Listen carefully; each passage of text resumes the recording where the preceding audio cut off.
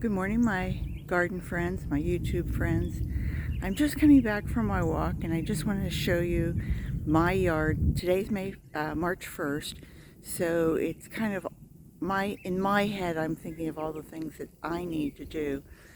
First of all, this is the elm tree. You can see it's quite a sizable tree. It started out as just a little stick that we planted probably 10 years ago, and it has lost all of its leaves because it is deciduous, and they're tiny little leaves, or only maybe an inch, and I used them all in my compost pile, and hopefully will return to the soil and enrich it. And the things underneath that are growing are crimson clover and dusty miller and some pentas that are just starting to wake up. And you can see my crepe myrtle little hoop hedge there to kind of keep the dogs out. And we cut back our crepe myrtle, and the azaleas are blooming underneath. They look very nice. They look healthy. Everybody's happy. I have caladiums planted all along here, and probably within the next month or so they are going to all start making a show, and we can sit out and listen to the nice little waterfall.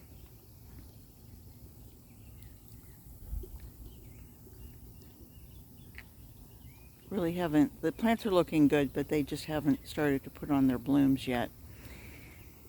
And I have some salvia there in the red next to Gwendolyn Goosemeyer. And my vegetables are still growing. The clover is just about at an end. It did bloom. You can see those really pretty little heads to it. But it's starting to, because of those flower heads, it's starting to seed. And the lettuce and basil. I have spinach on this side. We finished off the lettuce on this side, so I need to replant that. The carrots are in the front, and more crimson clover. These are radishes, and what I'm going to do with the radishes is just turn the pots on their side and bring them out. But that was a good experience and a good experiment. And I have loads of marigolds starting underneath here. You can see all the little marigolds. And that's an amaryllis that was a huge amaryllis, and I took it apart and just planted one of the pups. And some of the marigolds I went ahead and potted up. I have 36 of those. And also this is, I just planted these 2 weeks ago, and these are amaryllis that I've had for 12 years, and you can see different stages of them coming out. This one actually has like a little tongue on it, and this one is starting. This one hasn't started yet, but these are the originals, and I have to be honest, I had two different kinds. I have a red, a really extreme red, and then I have one called Apple Blossom that's kind of a pink tip with a creamy white center. So that'll be really pretty. I'll back off here and you can see the bougainvillea is blooming really nice. It's hard because it starts to hang over. It's been trained to hang over and grow like that, but because of that weight of everything, it's hard to pull the car out. So it's a catch-22. You do what you can. And then over on this side of the driveway, I have the ligustrum that came with our original landscaping back in 2007, and we keep it in kind of a tight little ball. And then I planted liriope around it, and we built this little wall for it. But I planted some amaryllis in here last year, and you can see they just stayed. They wintered over, and I'm guessing that I'm going to get some blooms out of it this year, so that'll be very, very nice. And let me just take you on a real quick little journey. You can see even in Florida we have loads of leaves always falling. This is a Viburnum hedge that I have on both sides of the house.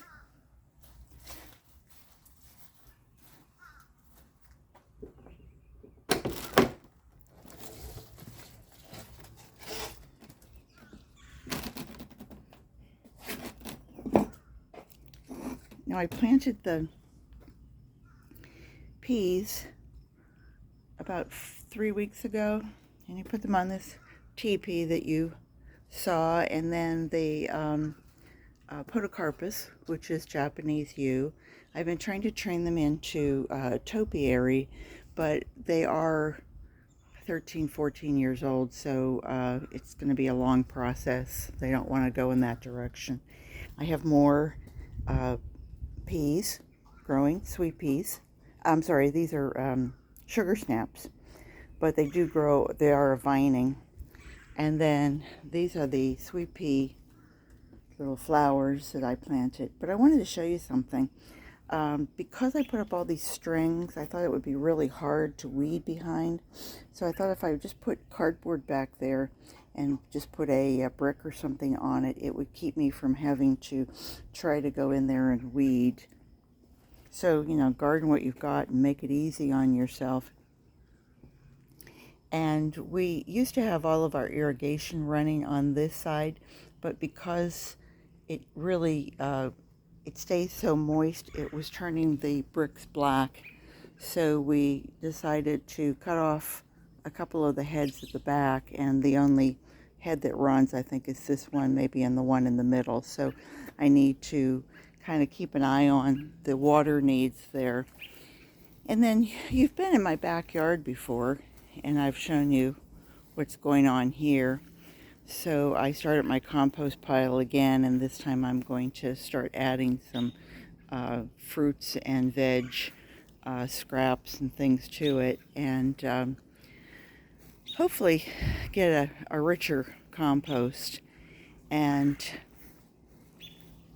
the plumeria is probably just weeks away from having leaves. Carrots and beetroot, and the coleus is going to make a comeback here. Poinsettias, it's almost time to cut them back and start again, and keep a really close eye so I don't get any mealybugs this year. The last time I think I showed you this, the hibiscus were just tiny little leaves, and you can see they're already starting to green up, and I've already got a first bloom on it. My little square foot garden is going crazy, and I think what I'm going to do is take this and thin this out. This is a Bib lettuce, and I have my Meals on Wheels inside the screen door, inside the screen porch, excuse me, and I already used all that wonderful lettuce that I had growing in there. And so what I'm going to do is just kind of refresh it with smaller ones and keep it growing. And what you're seeing there is just some of the shredded paper. And everything needs a fresh layer of grass clippings and stuff on it to kind of keep it looking fresh. This is a Blue Nile agapanthus, and it'll be a few months before it starts blooming those big blue, they look almost like alliums, but you know, they aren't, they're agapanthus. And the tea plants survived another winter, and I planted some spathiphyllum underneath. I want to see if it's going to be shady enough to survive. This is the side where the armadillo comes, so we have to keep bolstering it up, and he keeps finding a way across. So, and my big staghorn fern has survived another year. That's probably about 8-9 years old, and I have taken down all my trees, so I have no place to really take it. So anyway, lots of cleanup. Like I said, it's March 1st.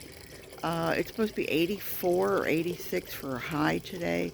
So, you know, get out and get your stuff done before the heat hits. I have a fountain in the front and one in the back that kind of provides us with some wonderful sounds. And then I'll take you on this side. We had our oak trees taken down about 3-4 years ago, and I've left them out here.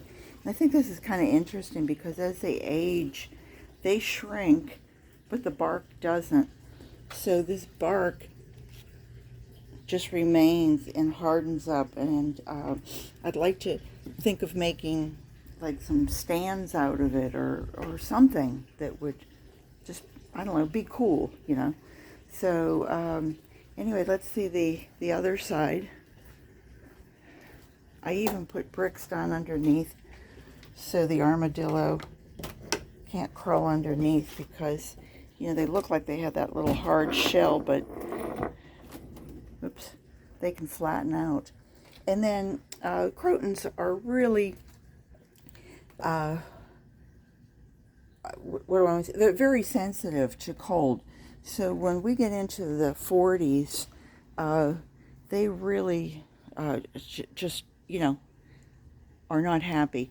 But because I'm on this side of the house, because I'm on the, this is the north side of the house, and it's really protected. Both sides of my house are protected from the wind and everything else. So last year I cleaned everything up over here, and I was taking a bottle of bleach, little spray bottle, and spraying these. We clean them with pressure washing, but I take the spray bleach and just spray the tops of them, and it kind of keeps it in line. You can see the croton leaves that have fallen. That was from a cold snap that I just haven't cleaned up after yet. But they seem pretty healthy, don't they?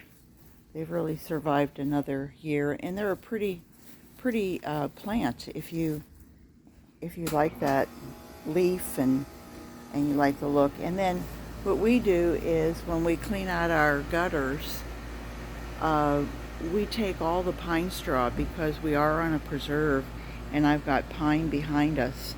And let me just turn here, and you can see those pine trees. When the wind blows, we just get long needles, and so we just stack it up behind there, and it keeps breaking down, and it protects the soil. It keeps it a little less weedy. And then over here you've seen all my aloe plants, and you can see that they seem to bloom. I'm thinking that they bloom more during the winter, because this is the north side and they get less sun, and so they are very healthy during the summer, but during the winter maybe just a little bit cooler for them, and so they send out a bloom stalk. And this is one that, you know, it came out, and then I keep propping it up because I want to see it go into full bloom and see how it goes, see if I get any seeds or anything off of it. I never have so far, but last fall I gave away 150 little pups, and the babies kind of come out from under the root.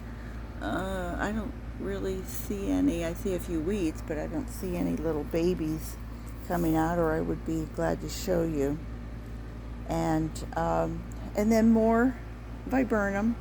This is a hedge on both sides that I cut by hand, and you can see it needs it, but I'm just kind of letting it get shaggy so that I have more area to cut, and I want to make sure that it's nice and healthy. I really had a problem with it last year with getting leaf miner, and it looked like psyllids, and so I was using worm leachate, and when I had worm castings I was watering them down with rainwater, and then just packing the soil so that it had a good healthy return. And oh, I know what I wanted to show you guys. This is our porch. This is our front porch, and we sit out in the mornings and sit out at night. But these are some of the see if I can pick it up here. Some of the aloe plants that I had left over from my giveaway. And so I put them in this pot. But I also want to show you guys, this is a palm tree. And, or what's left of a palm tree. We had a palm tree taken out. And we had a piece of the bark. And we thought, wouldn't this be cool as a stand? So of course, you know, a palm tree is actually from the grass family. So what I did is I just left it stay on the side of the house, and so it got wet. So I dug out the top, and then I let it sit, and then I turned it over, and I dug out the bottom, and I turned it over, and I dug it out, and I dug it out, and I dug it out, and I think you can see. Wouldn't that be cool to make something out of it? You could grow something inside. I could wet it down and make it even thinner if I wanted. But anyway, what I wanted to tell you was that because it's grass, it's heavy water. Its water content is very, very high. So when I had to pick this up, it was probably, I don't know, 22, 25 pounds. Well, now it's probably, I would guess it's maybe 9 pounds, 10 pounds. Isn't that amazing what the water content is? And that's just, you can break off this inside. And granted, I mean, it has a hole in it and everything, but it is incredible difference in the weight of it. So I just wanted to tell you that. And but there's our porch, and I have 4 jade plants out here that are quite large. We came to Florida in 1979. We lived in Hawaii, and my sister gave me a wee little jade plant that she bought at Winn-Dixie is one of the stores that we had. We had Winn-Dixie and Publix. And anyway, she gave me this wee little jade plant, and she said, "Here, it's good luck." And so that jade plant has been with me since 1979. And when we would go on vacation and somebody took care of it, well, they'd overwater it and it would be half dead. We'd come back, I'd have to redo it. But I'm very good with jade plants. So I've gotten these 4. I have numerous ones on my back porch. I've given away, so many. But anyway, this leads us back to the front porch and what I get to see whenever I'm sitting out here. And it's a nice life. It's a nice neighborhood.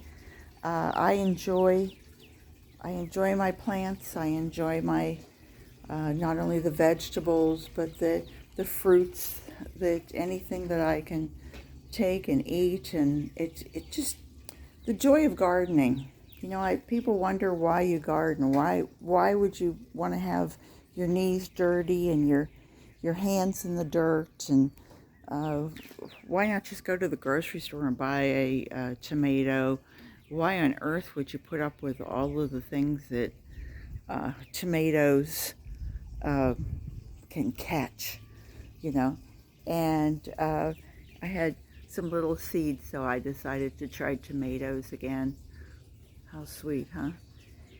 And why would you grow milkweed for a bunch of butterflies? I mean, after all, what do they need help for? What are they doing for you? So when I think of all the things that I do and why I do them, and I do them for a few reasons. One, because it just brings me great joy to my spirit. It feeds my soul.